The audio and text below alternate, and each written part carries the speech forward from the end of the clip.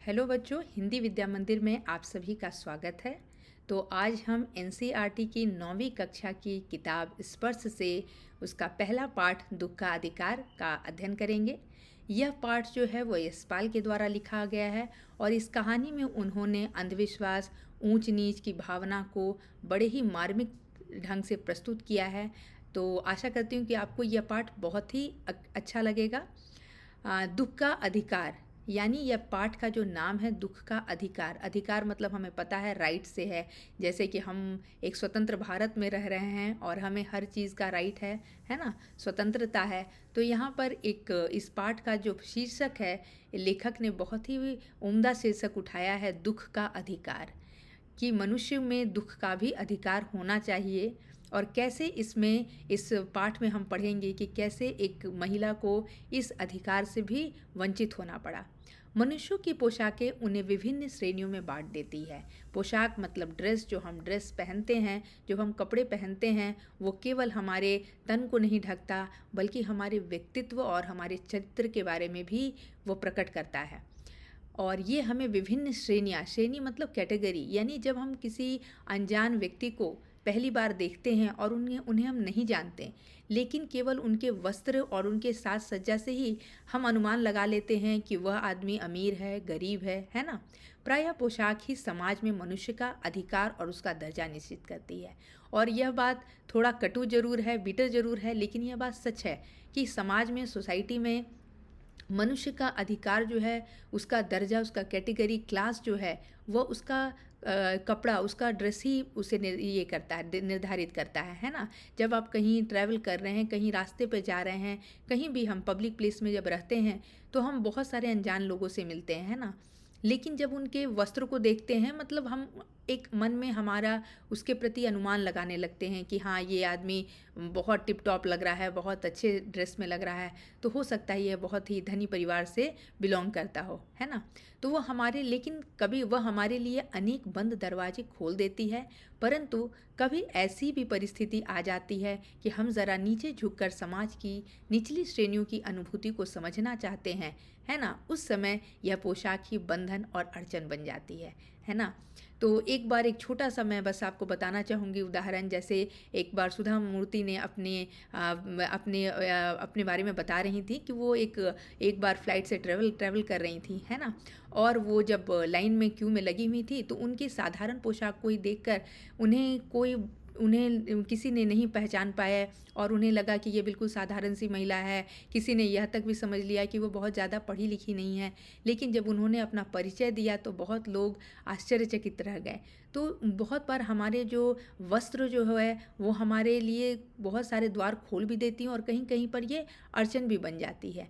और जब आप एक किसी कैटेगरी में, कि जब आप मध्यम श्रेणी या उच्च श्रेणी, जिस भी श्रेणी से आप बिलोंग करते हैं, और जब आप कभी आप, ऐसा होता है कि हम कभी बाहर में हों और किसी को परेशान या दुखी अवस्था में देख रहे हैं, लेकिन उसकी श्रेणी अगर बहुत आपसे नीचे है तो आपको थोड़ा मन में संकोच होता है कि उसके पास मैं जाकर बात करूं या ना करूं, पता नहीं समाज में लोग क्या सोचेंगे, है ना। तो इस मनस्थिति के कारण कभी कभी यह पोशाक ही हमारी बंधन और अड़चन यानी ऑब्स्टेकल बन जाती है। जैसे वायु की लहरें कटी हुई पतंग को सहसा भूमि पर नहीं गिर जाने देती, उसी तरह खास परिस्थितियों में हमारी पोशाक हमें झुक सकने में रोके रखती है। और कितनी अच्छी तरीके से यशपाल जी ने यह एक उदाहरण दिया है कि जब वायु की लहरें, जब हवा में पतंग जो है वो नीचे भूमि पर अचानक से नहीं गिर जाती बल्कि हवा में गोते खाते हुए बहुत धीरे धीरे नीचे आती है, ठीक उसी तरह हमारी पोशाक जो है वो भी हमें अपने से नीचे लोगों से बात करने में एक मन में एक संकोच पैदा करने लगती है ना।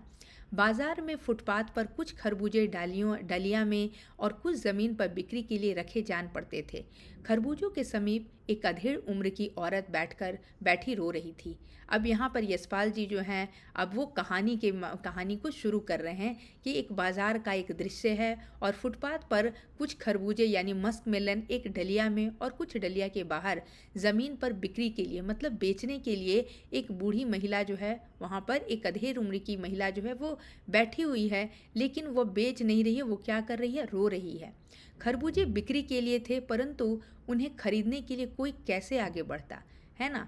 आप यहाँ चित्र में भी देख सकते हैं कि कैसे वो महिला जो है वो बेचने के लिए बैठी हुई है, लेकिन वो रो रही है और वहाँ पर कोई नहीं है, परंतु उन्हें खरीदने के लिए कोई कैसे आगे बढ़ता। खरबूजों को बेचने वाली तो कपड़े से मुंह छिपाए सिर को घुटनों पर रखे फफक फफक कर रो रही है। फफक फफक कर रोना मतलब बहुत ही बुरी तरह से रोना। लगता है कि इस बुढ़िया को इस बूढ़ी महिला को बहुत ही कुछ दुख हुआ है ना। इसलिए वो अपने दुख को किसी के साथ शेयर नहीं कर रही है, वो केवल अकेले में एकांत में वहाँ बैठी हुई है और लगातार रोए जा रही है। वह बैठी तो वहाँ पे अपने खरबूजों को बेचने के लिए है, लेकिन उसके मन में वह इच्छा या बोलिए मन में उसकी जो है वो साहस नहीं कर पा रही है कि वह इस काम को करे। पड़ोस की दुकानों के तख्तों पर बैठे या बाजार में खड़े लोग घृणा से उस स्त्री के संबंध में बात कर रहे थे।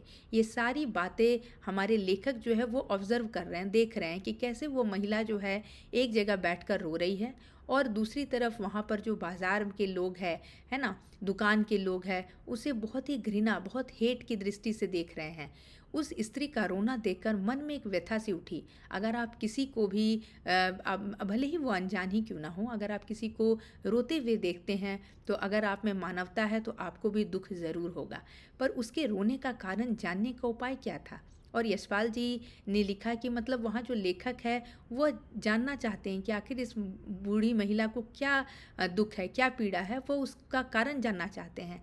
फुटपाथ पर उसके समीप बैठ सकने में मेरी पोशाक ही व्यवधान बन खड़ी हो गई, लेकिन लेखक जो है उनके लिए वहाँ पर जाकर उस बूढ़ी महिला से बात करना, उनके लिए जब वो जो वस्त्र पहने हुए हैं वो थोड़े उच्च श्रेणी के हैं और अब वो इस बूढ़ी महिला के सामने जाकर बैठकर बात करने में उन्हें संकोच लग रहा है कि समाज में लोग, जब मैं उसके सामने बात करूंगा, बैठकर उससे कुछ पूछूंगा कि तुम क्यों दुखी हो, तो पता नहीं वहाँ के जो लोग हैं, आसपास के लोग हैं, वो क्या इस बारे में सोचेंगे।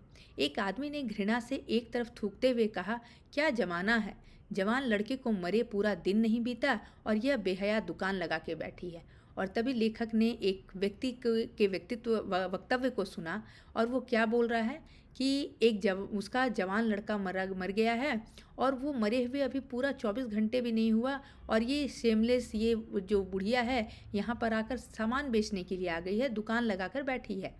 दूसरे साहब अपनी दाढ़ी खुजाते हुए कह रहे थे कि अरे जैसी नीयत होती है अल्लाह भी वैसी ही बरकत देता है। और दूसरे साहब बिना उसके कष्ट को जाने हुए, बिना उसकी दुखद परिस्थिति को जाने हुए कि वो किस सिचुएशन में आकर यहाँ काम कर रही है, बेच रही है, बिना कुछ सोचे समझे उस पर कमेंट कर रहे हैं और बोल रहे हैं कि जिसकी जैसी नीयत होती है यानी इंटेंशन होती है, भगवान भी उसको वैसा ही देता है। सामने के फुटपाथ पर खड़े एक आदमी ने दिया सलाई की तीली से कान खुजाते हुए कहा, दिया सलाई मतलब मैच बॉक्स, उसकी तीली को निकालकर वो अपने कान में खुजाते हुए क्या कह रहा, अरे इन लोगों का क्या है, ये कमीने लोग रोटी के टुकड़े पर जान देते हैं, इनके लिए बेटा बेटी खसम लुगाई धर्म ईमान सब रोटी का टुकड़ा है। यह आदमी भी उस महिला से अनजान है, इस महिला से उनका कोई लेना देना नहीं है, लेकिन बिना जाने यह व्यक्ति भी उनके बारे में क्या अपना वक्तव्य दे रहा है, उनके बारे में कमेंट कर रहा है कि ऐसे गरीब लोग जिनको कोई मतलब नहीं है, बेटा बेटी हो, पति पत्नी हो, इनको धर्म और ईमान से इनको कोई मतलब नहीं है, इनका एकमात्र धर्म क्या है, ये गरीब लोग जो है केवल खाने के लिए ही जिंदा रहते हैं, है ना। और इस तरह से वो आपस में बात कर रहे हैं। परचून की दुकान पर बैठे लाला जी ने कहा, अरे भाई, उसके लिए मरे जिए का कोई मतलब ना हो, पर दूसरे के धर्म ईमान का तो ख्याल रखना चाहिए। जवान बेटे के मरने पर 13 दिन का सूतक होता है और यह यहाँ सड़क पर बाजार में आकर खरबूजे बेचने बैठ गई है। तभी वहाँ पर एक परचून की छोटी सी एक दुकान है और वहाँ पर एक लाला जी, वहाँ दुकान के जो मालिक है, ओनर है, आप बोल सकते हैं, वहाँ पर बैठे हुए हैं और सभी की बातों को सुनकर वे बोल रहे हैं कि भाई इसका अपना कोई धर्म ईमान नहीं है, इस महिला को भले कोई फ़र्क नहीं पड़ता है, लेकिन हमारे यहाँ तो रिचुअल्स है कि अगर किसी के यहाँ कोई अपशकुन या कुछ इस तरह की घटना हो जाती है तो हम उस व्यक्ति से 8-10 दिन, 10, 12 या 13 दिन तक किसी प्रकार का कोई संपर्क नहीं करते। और यह औरत तो यहाँ आकर खरबूजे बेच रही है, तो किसी को कैसे पता चलेगा कि इसके घर में ऐसी घटना हो गई है, और अगर कोई गलती से उससे यह सामान खरीद ले तो कितना बड़ा अपशकुन होगा।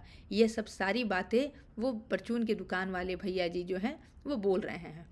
ठीक है, 1000 आदमी आते जाते हैं, कोई क्या जानता है कि इसके घर में सूतक है, क्योंकि वहाँ पर वो बेच रही है। आने जाने वाले अनजान लोग को, राहगीर को क्या ही पता कि वो उसके घर में क्या प्रॉब्लम है।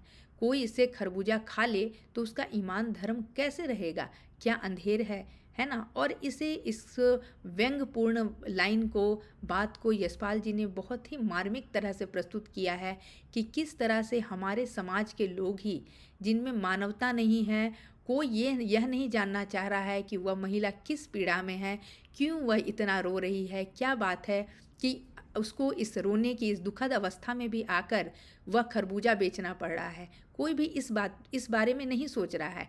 केवल सब अपनी अपनी बात रख रहे हैं, केवल अपने बिना उसके दर्द को जाने हुए सब अपनी अपनी बात बता रहे हैं, है ना। और इसमें आप उनके अंधविश्वास को भी देख सकते हैं कि मतलब मानवता का यहाँ कहीं कोई लेना देना नहीं है, और वैसे लोग धर्म और ईमान की बात कर रहे हैं। पास पड़ोस की दुकानों से पूछने पर पता लगा कि उसका 23 बरस का जवान लड़का था। घर में उसकी बहू और पोता पोती हैं।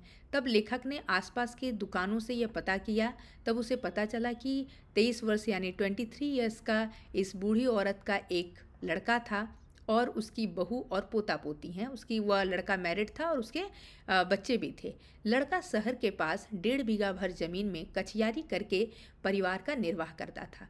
और यह जो लड़का था वह शहर के पास रहकर 1.5 बीघा मतलब ये बोल सकते हैं एक यूनिट जो है आपका ट्रेडिशनल मेजरमेंट यूनिट है ज़मीन को नापने का।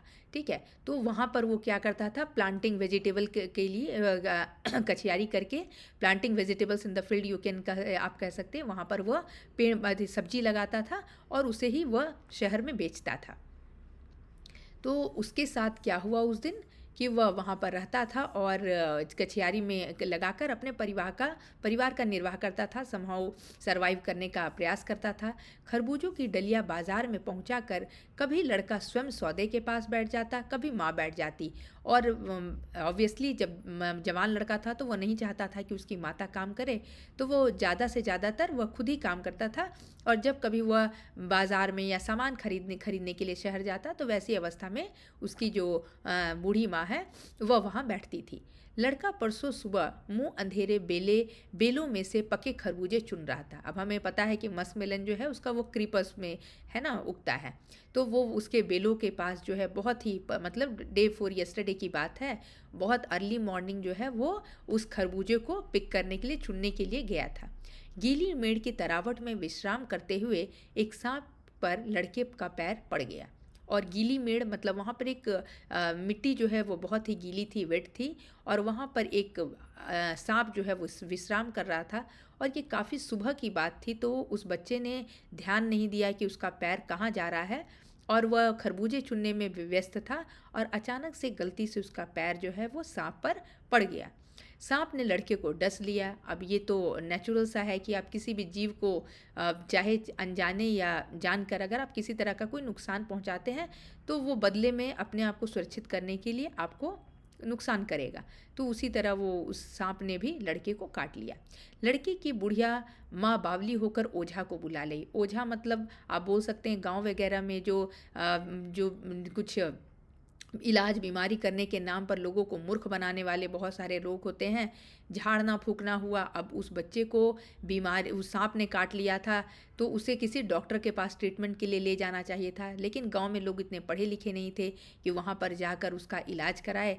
तो बेचारी बुढ़िया को जो समझ में आया वो उसे बुला कर ले आई और वो अपना पूजा वूजा करने लगा। नागदेव की पूजा हुई। पूजा के लिए दान दक्षिणा चाहिए, और बोला कि नहीं, आपको तो इसके लिए कुछ दक्षिणा, कुछ डोनेट करना होगा।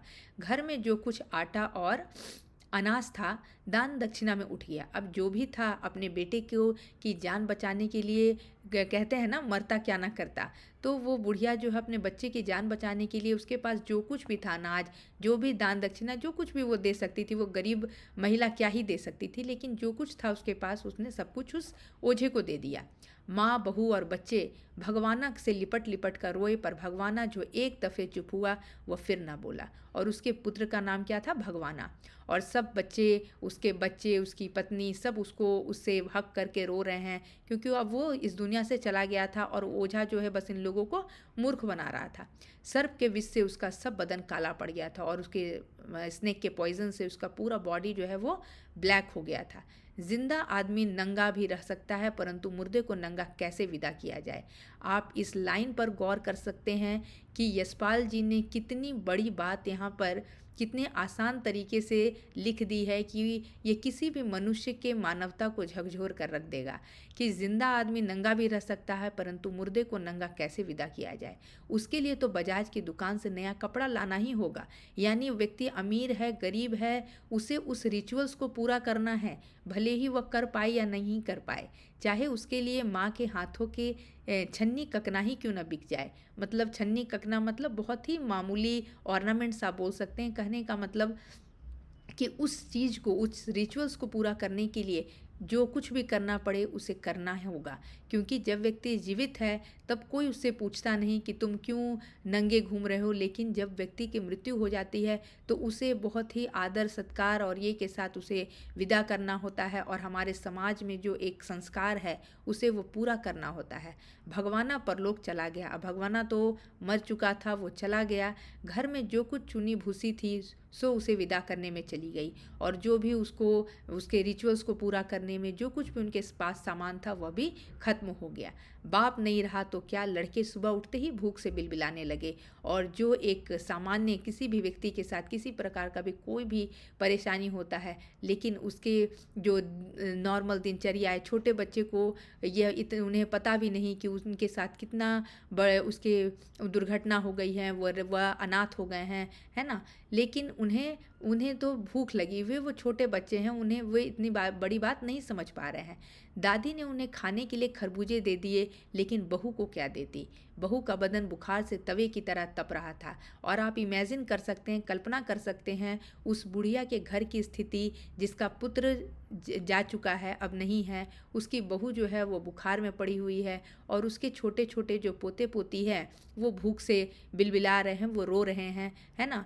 और अब बेटे के बिना बुढ़िया को दुवन्नी चवन्नी भी कौन उधार देता। और अब उसका पुत्र भी मर गया है, तो कोई आसपास अगर वो पैसे मांगने भी जाए तो कोई उसे नहीं देना चाहेगा, क्योंकि उसे लगेगा कि यह बुढ़िया वापस तो नहीं कर पाएगी, है ना। सॉरी। बुढ़िया रोते रोते और आंखें पोंछते पोंछते भगवाना को बटोरे हुए खरबूजे डलिया में समेट कर बाजार की ओर चली, और चारा भी क्या था।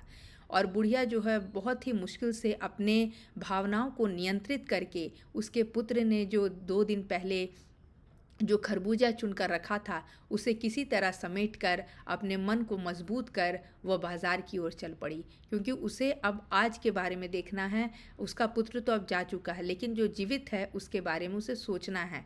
बुढ़िया खरबूजा बेचने का साहस करके आई थी, परंतु सिर पर चादर लपेटे, सिर को घुटनों पर टिकाए हुए फफक फफक कर रो रही थी। लेकिन मनुष्य है, वो पत्थर नहीं है। इसलिए चाहे वो गरीब हो अमीर हो, मनुष्य का हृदय तो एक समान ही होता है, और उसकी पीड़ा, उसका दुख भी एक समान ही होता है। वह बुढ़िया खरबूजे बेचने के लिए बैठी ज़रूर थी, लेकिन उसके हृदय में इतना दुख, इतना संवेदना, मन उसका इतना दुखी था कि वह उससे बेचने की कंडीशन में नहीं थी। तो कल, और बुढ़िया इसीलिए लगातार जो है अपने घुटनों में सिर छिपाए वह रो रही थी। कल जिसका बेटा चल बसा, आज वह बाजार में सौदा बेचने चली थी। हाय रे पत्थर दिल। उस पुत्र वियोगिनी के दुख का अंदाजा लगाने के लिए पिछले साल अपने पड़ोस में पुत्र की मृत्यु से दुखी माता की बात सोचने लगा, और अब लेखक जब ये सारी बात जान गया कि इस बुढ़िया के साथ क्या हुआ है, कैसे उसने पुत्र को खोया, और कैसे आज वह अपनी भावनाओं को नियंत्रित कर इतनी बड़ी पीड़ा को सहते हुए वह यहाँ पर खरबूजा बेच रही है, और तभी उसे अचानक कुछ दिन पहले की एक घटना मतलब याद आ गई, जो इसी तरह की सिमिलर, वो उसे रिजेंबल कर रहा है, उसे ये करने की कोशिश कर रहा है कि वह सम्राट महिला का पुत्र भी की मृत्यु भी 2.5 मास कुछ दिन पहले हुई थी। ओके। और वह महिला जो है वह 2.5 मास तक पलंग से उठ ना सकी थी। क्योंकि वो महिला जो है वो रिच बैकग्राउंड की थी, वो अमीर थी, इसलिए वो 2.5 महीना यानी 2.5 मंथ जो है वो अपने बेड से भी नीचे नहीं उतर पाई थी। जबकि दूसरी तरफ यह महिला उस दिन, जिस दिन उसके पुत्र की मृत्यु हुई है, उसी दिन वह खरबूजे बेचने चली गई है। ठीक है, उन्हें 15-15 मिनट बाद पुत्र वियोग से मूर्छा आ जाती थी और वह महिला भी उसी दुख, उसी पीड़ा से गुजर रही थी और जिसके कारण वह बार बार अनकॉन्शियस हो जा रही थी, फेंट हो जा रही थी। तो वो उसको बार बार डॉक्टर जो है, डॉक्टर की एक टीम बैठी हुई थी, सभी लोग आके उसे सांत्वना दे रहे थे, है ना। 2-2 डॉक्टर हरदम सिरहाने बैठे, हरदम सिर पर बर्फ़ रखी जा रही थी। शहर भर के लोग उस पुत्र शोक से द्रवित हो उठे थे। जब हम बहुत बार न्यूज़ पर या कुछ बड़े लोगों के बारे में देखते हैं तो उनके बारे में हम संवेदना प्रकट करते हैं, लेकिन लाखों लोगों के साथ ऐसी अनेक घटना रोज़ होते रहती जिसके बारे में हमें पता भी नहीं रहता, है ना। तो जब मन को सूझ का रास्ता नहीं मिलता तो बेचैनी से कदम तेज हो जाते हैं और वह लेखक सोच रहा है कि दोनों स्त्री के साथ एक ही तरह की घटना हुई है, लेकिन समाज का दृष्टिकोण जो है वह दोनों के लिए कितना अलग है। जहाँ एक तरफ उस महिला के से 2 शब्द अच्छे बोल नहीं बोल रहे हैं लोग, उसके घृणा की दृष्टि से देख रहे हैं, उस पर आपत्तिजनक अभियोग लगा रहे हैं, वहीं दूसरी तरफ उस महिला से के बेटे की मृत्यु होने पर वह उनके साथ संवेदना प्रकट कर रहे हैं, दुख प्रकट कर रहे हैं, उनका मन द्रवित हो रहा है ना। तो लेखक जो है बहुत ही मन उनका दुखी हो जाता है और जब मन का सूझ का रास्ता नहीं मिलता तो बेचैनी से कदम तेज हो जाते हैं। उसी हालत में नाक ऊपर उठाए राह चलतों से ठोकरे खाता मैं चला जा रहा था और सोच रहा था। और क्या वे सोच रहे थे कि दुख का अधिकार, यानी जब हम शोक करने और गम मनाने के लिए भी सहूलियत चाहिए, दुखी होने का भी एक अधिकार होता है। और इस पंक्ति के साथ लेखक ने इस कहानी का अंत किया और आप देख सकते हैं कि यानी दुख गम मनाने के लिए भी सहूलियत, मतलब कंफर्ट होना चाहिए, कंफर्टेबल सिचुएशन होना चाहिए।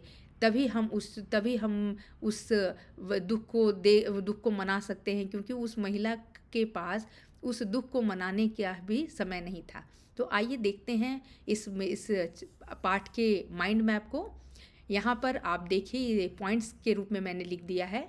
एक गरीब महिला जिसका बेटा जो है भगवाना है, उसकी मृत्यु सांप काटने से हो गई है ना। और क्या क्या सिचुएशन है, घर पर उसकी बीमार बहू और पोते पोतियाँ हैं। उनके भरण पोषण के लिए यह महिला खरबूजा बेचने बाजार चली जाती है, जबकि दूसरी तरफ एक दूसरी सम्राट महिला है जिसके पुत्र की भी मृत्यु हो गई है। डॉक्टर की टीम उसके सिराहने बैठी है और 2.5 महीने तक वह बिस्तर से उतर भी नहीं पाती। ठीक है, और समाज का दृष्टिकोण क्या है, गरीब महिला की वो आलोचना कर रहे हैं, कह रहे हैं कि गरीबों का कोई धर्म नहीं होता, वे केवल रोटी के लिए जीते हैं। वे उस बुढ़िया के लिए अपशब्द बातों का प्रयोग कर रहे हैं, जबकि वही सम्राट महिला के लिए समाज जो है वो संवेदना व्यक्त कर रहा है और उसके दुख में उसका साथ दे रहा है। तो आशा करती हूँ कि आपको यह पाठ बहुत अच्छे तरीके से समझ आ गया होगा। यह पाठ बहुत ही मार्मिक पाठ था, है ना। और इसमें यशपाल जी ने बहुत ही अच्छे तरीके से इस बात की व्याख्या की है कि कैसे गरीबों और अमीरों के बीच में लोगों को देखने का उनका नज़रिया जो है वो बदल जाता है ना। और अंधविश्वास के कारण किस तरह से उसके बेटे की मृत्यु हो गई। तो हमें हमारी सोच में, हमारे दृष्टिकोण में बदलाव होना बहुत आवश्यक है।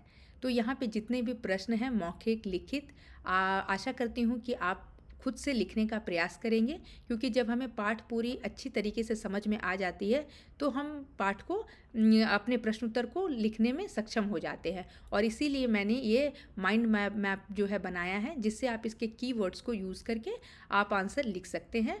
लेकिन अगर लिखने में आपको आंसर कोई भी कठिनाई होती है तो आप कमेंट बॉक्स में ज़रूर लिखिए, मैं इसका ज़रूर जवाब दूंगी।